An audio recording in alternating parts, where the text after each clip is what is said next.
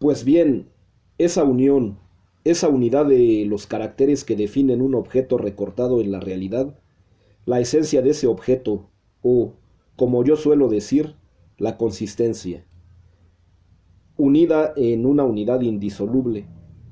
Si la contemplamos ahora con una intuición directa del espíritu, y luego a esa unidad le conferimos la realidad existencial, esa es la idea. He querido decirlo en un solo párrafo, para que tengan ustedes la sensación viviente de lo que es la idea. Ahora vamos a explicar uno por uno los elementos de esta idea. En primer lugar, la palabra idea es un neologismo de Platón. Neologismo, saben ustedes lo que es. Es una palabra inventada, nueva. Por eso se llama neologos. Platón inventó esa palabra. La situación de los filósofos que empezaba a filosofar hace 25 siglos era grave, porque no tenían a su disposición terminología ninguna. Para nosotros es muy sencillo, tiramos del cajón de la historia y desde Platón hasta aquí tenemos una enormidad de términos para decir lo que queremos decir. Pero entonces no había más que los términos del idioma usual. Entonces los filósofos acudieron a dos recursos. Uno, tomar del idioma usual un término y darle sentido filosófico. El otro recurso consiste en forjar un término nuevo. Esto hizo Platón al forjar la palabra idea. La formó con una raíz de un verbo griego que significa ver. De modo que idea, en puridad, significa visión, intuición intelectual. Eso es exactamente lo que significa idea. Pero la idea es una intuición intelectual desde el punto de vista del sujeto que la intuye. Dejemos ahora el sujeto que la intuye y tomemos la idea en sí misma. Ella, la intuición en esa visión, el objeto de la visión, y entonces la idea es dos cosas. En primer lugar, unidad, reunión indisoluble, amalgama de todos los caracteres de una cosa, definición de sus caracteres, la esencia de ellos, lo que yo llamo la consistencia. Y en segundo lugar, a eso le confiere Platón existencia real. De modo que las ideas son las esencias existentes de las cosas, del mundo sensible. Cada cosa en el mundo sensible tiene su idea en el mundo inteligible. Y entonces explica Platón, sin reparo ninguno a cada una de esas dos unidades que llama ideas, los caracteres que Parménides aplica al ser en general. Es decir, una idea es siempre una. Hay muchas ideas. El mundo de las ideas está lleno de ideas, pero cada idea es una unidad absolutamente indestructible, inmóvil, inmutable, intemporal, eterna. Esa idea es además el paradigma, que es la palabra platónica, el modo ejemplar al cual las cosas que vemos, oímos y tocamos se ajustan imperfectamente. La mejor manera de explicar esta relación de similitud imperfecta entre las cosas y las ideas consiste en recordar que uno de los orígenes de todo está en la geometría.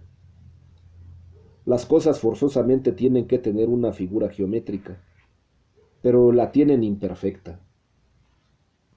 Las cosas son cuadrados, cuadriláteros, pero ¿es el cuadrilátero perfecto el que está en este pizarrón? En modo alguno. No hay más que acercarse y ver que los lados no son rectos, está muy torcido. Sí está muy bien hecho y a la vista no parece torcido. Se acerca uno más y le verá las anfractuosidades. No hay ninguna cosa que sea una figura perfectamente adecuada a la figura geométrica que piensa el geómetra. Pues del mismo modo no hay ningún hombre realmente que sea absolutamente adecuado a la idea de hombre.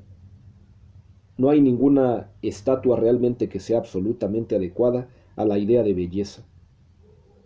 No hay ningún ser en la naturaleza que sea absolutamente adecuado a su idea en el mundo suprasensible. La relación entre las cosas y las ideas es una relación en la que las cosas participan de las esencias ideales, pero no son más que una sombra, decantación, imperfección de esas esencias ideales. En uno de sus diálogos en la República, Platón compara los dos mundos, el mundo sensible y el mundo inteligible, o como él lo llama, el cielo, el topos Uranos, el lugar celeste. Los compara a las sombras que se proyectarían en el fondo de una caverna oscura si por delante de la entrada de esa caverna pasasen objetos iluminados por el sol. Del mismo modo que entre las sombras proyectadas por esos objetos y los objetos mismos hay un abismo de diferencia. Y sin embargo las sombras son en cierto modo partícipes de la realidad de los objetos que pasan. Del mismo modo los seres que contemplamos en nuestra existencia sensible, en el mundo sensible, no son más que sombras efímeras, transitorias, imperfectas, pasajeras, reproducciones ínfimas, inferiores de esas ideas puras, perfectas, eternas, inmarcesibles, indisolubles, inmutables, siempre iguales a sí mismas. 7. El conocimiento. Y entonces nuestro conocimiento, nuestra ciencia, nuestra epistem, ¿en qué consiste?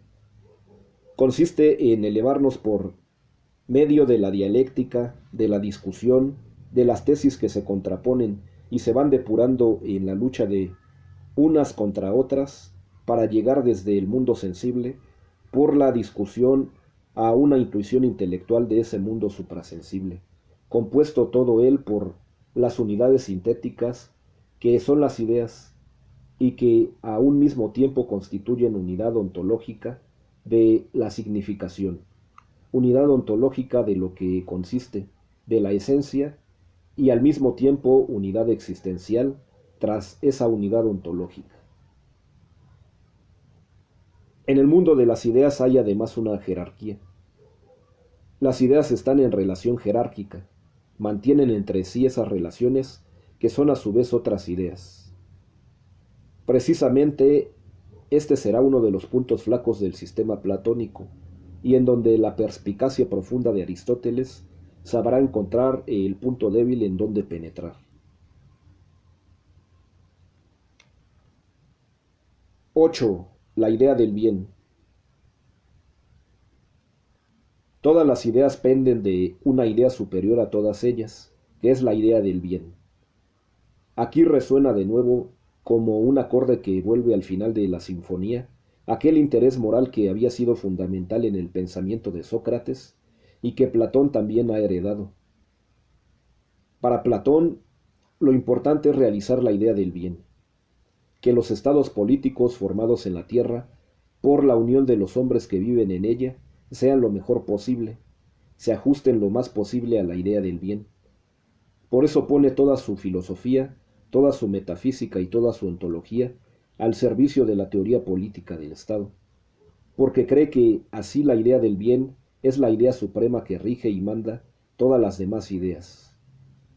Del mismo modo, entre las cosas que existen en este mundo sensible, aquella suprema que deberá más que ninguna coincidir lo más posible con la idea del bien es el Estado, y dedica los dos voluminosos diálogos que ha escrito, La República y las leyes, a estudiar a fondo cómo debe ser la constitución de un Estado ideal. Por cierto que encuentra en resumen que el Estado ideal será un Estado en donde o los que mandan sean filósofos o sean los filósofos los que mandan. De manera que en ese estado ideal a los filósofos los encontramos en una posición que diremos privilegiada. He aquí su error, y en esto consiste el punto flaco de su teoría política, porque los filósofos mandan muy mal. Llegamos con esto al término de lo que se proponía a decir en esta sesión, el día de hoy. Tenemos, creo, con la filosofía de Platón, todos los hilos necesarios para comprender la de Aristóteles. La filosofía de Aristóteles sería incomprensible si, como han querido los filósofos actuales de la escuela de Marburgo, interpretásemos a Platón como una especie de Kant de hace 25 siglos. Entonces Aristóteles sería incomprensible porque lo que hizo fundamentalmente es plasmar y dar una forma arquitectónica magnífica a los gérmenes que hay en la filosofía de Platón. La filosofía de Platón no es, como creen Nathorp, Cohen y los fundadores de la escuela de Marburgo, no es ni mucho menos idealismo. Las ideas de Platón no son unidades sintéticas de nuestro pensamiento y que nuestro pensamiento imprime a las sensaciones para darles unidad y sustantividad. No, sino que para Platón, lo mismo que para Parménides, las ideas son realidades que existen, las únicas realidades que existen, las únicas existentes, puesto que las cosas que vemos y tocamos son sombras efímeras, son lo que son indirectamente y por metaxis o participación con las ideas. Solo de esta manera, comprendiendo a Platón en su auténtica realidad metafísica, solo entendiéndolo como un realismo de las ideas, solo así se puede entender a Aristóteles, porque lo que éste hará será dar una lógica interna a todo el sistema y traerlo, por decirlo así, de su cielo inaccesible a esta tierra, para hacer que esas ideas, que son trascendentes de las cosas percibidas, vengan a ser inmanentes, internas a ellas. En suma, Aristóteles meterá la idea dentro de la cosa sensible. Esto es lo que hará Aristóteles y lo que veremos en la próxima lección.